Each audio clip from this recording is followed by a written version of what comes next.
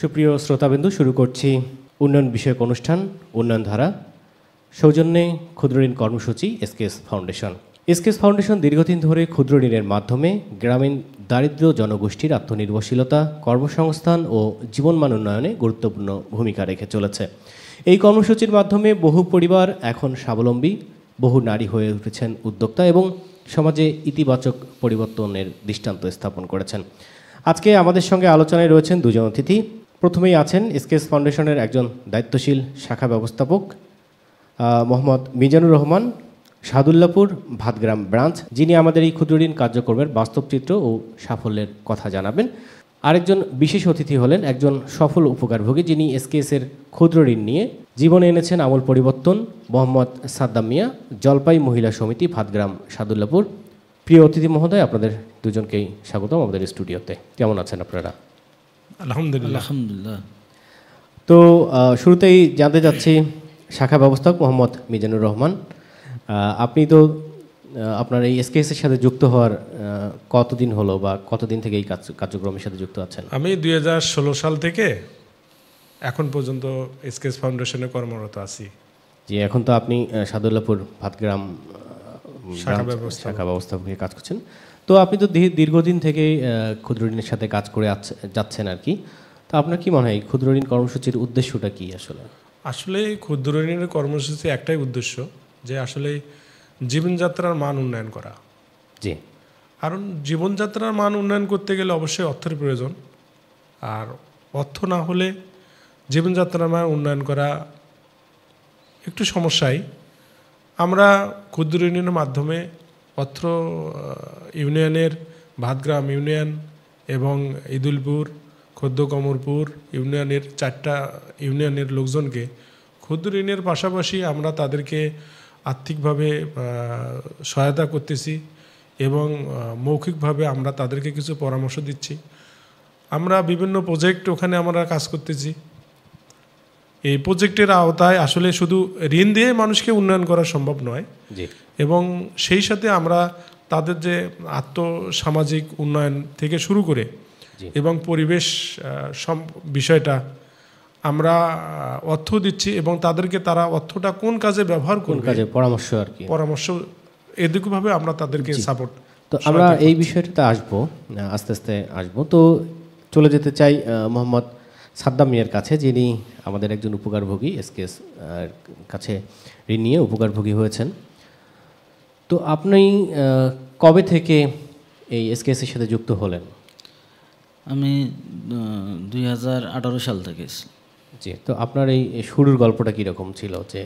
শুরুর গল্পটা হচ্ছে এমনই, আমার একটা ব্যবসা করতে গেলে আমার টাকার প্রয়োজন। তখন আমি এই টাকা পাবো কই, তখন একটু এসকেএস অফিসে গেলাম, মতো ম্যানেজার স্যারের সাথে কথাবার্তা করার পরে তো সুবিধা কেমন তো জানার পরে দিলাম। আমার খুব ভালো লাগলো বিষয়টা।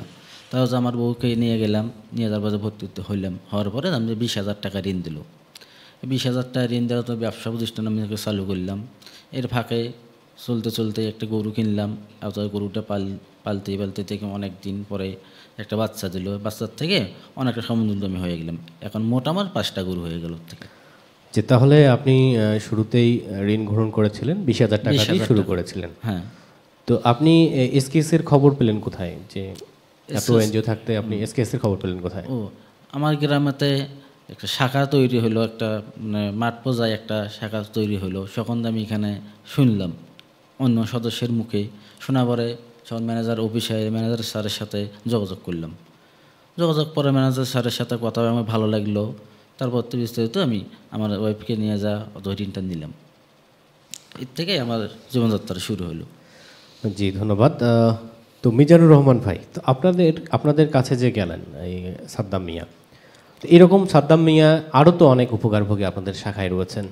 তারা যখন আসে, তো আপনারা এই ঋণ কার্যক্রমটা কীভাবে পরিচালনা করেন? মানে শুরুতেই একটা মানুষকে কি আপনি চাইলেই যাকে তাকে ঋণ দিতে পারবেন, বা এই শুরুর কাজটা কীভাবে করেন? উপকারভোগী সিলেকশন আর কি, আমরা যেটা উপকারভোগী সিলেকশন করি, আমাদের অফিসে আসে আসলে এলাকার লোকজন আসে, বলে যে এসকেএস ফাউন্ডেশন কী ভাবে ঋণটা দেয়, কীভাবে ঋণটা সহযোগিতাভাবে পাওয়া যায়। তা আমরা তাদেরকে একটা পরামর্শ দিই, সংস্থার নিয়মকানুন যা আছে আমরা তাদেরকে বিস্তারিত বলি, এবং বলার পর আমাদের তাদের বাড়ির পাশে আমাদের একটা গ্রুপ তৈরি করা আছে। আমরা হয়তো তাদেরকে পরামর্শ দিই যে গ্রুপটা আমাদের মঙ্গলবারের দিন মঙ্গলবার ওখানে বসবে, আপনি ওখানকার আমাদের ফিল্ড অফিসার যাবে, আপনি ওনার সাথে যোগাযোগ রাখেন এবং ওনার সাথে কথা বলেন। তারপর উনি হয়তো ওখানে যায়। আমরা যখন উপকারভোগীকে সিলেক্ট করব, সেটা হচ্ছে যে আমাদের একটা জরিপ ফরম্যাট আছে। জি, আমরা জরিপ ফরম্যাটের মাধ্যমে প্রথম অবস্থায় তার বাড়িতে যেয়ে আমরা জরিপ ফরম্যাটটা আপডেট করি। জরিপ ফরম্যাট অনুযায়ী আমরা পরবর্তীতে জরিপ করে নিয়ে আসি। তারপর প্রতিটা ফিল্ড অফিসার জরিপ ফরম্যাট করে নিয়ে আসার শাখা ব্যবস্থাপককে দেওয়া হয়। শাখা ব্যবস্থাপক আবার ওই তথ্যগুলো, জরিপ ফরম্যাটের যে তথ্যগুলো আছে এগুলো ঠিক আছে কি না সে সরিজমিনে যায় যাচাই করে। আচ্ছা, যাচাই করার পর আমরা ওই উপকারভোগী নির্বাচন করি এবং উপকারভোগী নির্বাচন করতে আমরা সবচেয়ে দেখি যে আসলে যে টাকাটা আমরা তাকে যে আর্থিকভাবে তাকে সহযোগিতা করব, যে জায়গায় টাকাটা সে ব্যবহার করবে, এই জায়গাটা সম্পর্কে, তার প্রকল্পটা সম্পর্কে তার ধারণা আছে কি না। জি, কারণ প্রকল্প সম্পর্কে যদি ধারণা না থাকে তাহলে কি হবে, আমরা যখনই আর্থিকভাবে তাকে সহযোগিতা করব এবং সে ওই প্রকল্পে তার অভিজ্ঞতাই নাই, তাহলে ওই অভিজ্ঞতা টাকাটা ব্যবহার সে সঠিকভাবে ব্যবহার করতে পারবে না। জি, এই জিনিসটা আমরা খুবই গুরুত্ব সহকারে দেখি। এবং উপকারভোগী যখন আমরা নিতে যাব অবশ্যই তার বয়স 18 বছর হতে হবে, smart ID card, NID card অবশ্যই থাকতে হবে।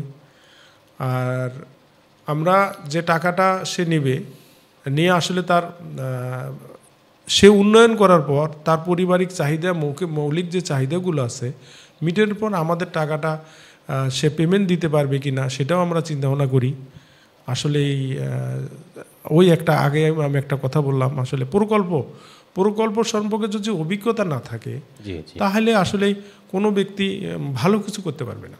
আপনারা চাইলে কি সবাইকে, কেউ যদি নতুন এসে আপনার কাছে ঋণ নিতে চায়, আপনি কি সবাইকে কি ঋণের আওতায় আনেন কিনা? না, আমরা সবাইকে ঋণের আওতায় আনতে পারি না। এর জন্য মাঠ পর্যায়ে কারো কাছে আমরা হয়তো একটু ভালো, কারো কাছে হয়তো খারাপ, যাকে দিতে পারি আর্থিকভাবে সহযোগী দিতে পারি সে আমাদেরকে পজিটিভলি ভাবে। আসলে আমাদেরও তো সংস্থা কর্তৃক কিছু নিয়ম আছে, নিয়ম নীতি আছে, নিয়ম নীতি থাকতে হবে। তার প্রকল্প সম্পর্কে বললাম অভিজ্ঞতা নাই, সে আসলে টাকাটা নিয়ে কাজে লাগাতে পারবে কিনা, এই বিষয়টা আমাকে অবশ্যই যাচাই বাছাই করা হয়। যে আপনি যাচাই বাছাই করেন যে এই টাকাটা নিয়ে সে কি শুধুমাত্র খরচ করে ফেলবে, নাকি এই টাকা দিয়ে সে নতুন কিছু করে উদ্যোক্তা হবে বা নিজে স্বাবলম্বী করার চেষ্টা করবে, ব্যবসার কাজে লাগাবে, এটা যাচাই করার আপনার করে তারপরে আমরা নির্বাচন ব্যবস্থা করেন বা নির্বাচন করেন। জি, আপনাকে অসংখ্য ধন্যবাদ। তো আবারও চলে যেতে চাই যে সাদ্দাম মিয়া ভাইয়ের কাছে। তো আপনি যেই শুরুতেই বললেন যে আপনি 20,000 টাকা নিয়েছিলেন, জি, তো আপনার কি এই গরু কেনার উদ্দেশ্যই ছিল নাকি আপনার ব্যবসার কোনো ছিল? আপনি তো গরু কেনার পাশাপাশি আর কোনো কিছু করেছেন কিনা? না, আমার গরু কেনার পাশাপাশি আগে প্রথমে ব্যবসা উদ্যোক্ত ছিল আমার। ওই ব্যবসার ফাঁকে ব্যবসার একটু তো লাভজনক আছেই। কোন ব্যবসা, মানে কোন ব্যবসায়? আমি পান অত কনফেকশনারির সাথে, কনফেকশনারি, হ্যাঁ কনফেকশনারির সাথে এই ব্যবসা শুরু করতে করতে তখন আমি গরু কিনে ফেলালাম। এই গরুর থেকেই আমি মানে এটাকে পাইলে পুষে হতে গা বাসে গেল, গা বাসার পরে সে বাচ্চা দিল একটা, এইভাবে হতে হতে আমার 5টা গরু হয়ে গেল। তো শুরুতেই আপনি কোনো মনে হয়েছিল কিনা, ভয় লাগছিল কিনা বা দ্বিধা লাগছিল কিনা যে এই টাকা নেব, শোধ দিতে পারবো কিনা, বা এরকম কোনো ভয় বা সমস্যার সম্মুখীন হয়েছিলেন কিনা?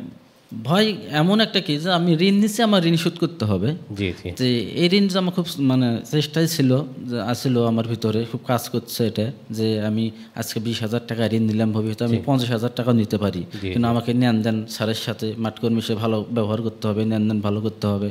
তখন আমি প্রতিদিন ব্যবসার থেকে একটু সাইড করি টাকা, অনেক কষ্ট।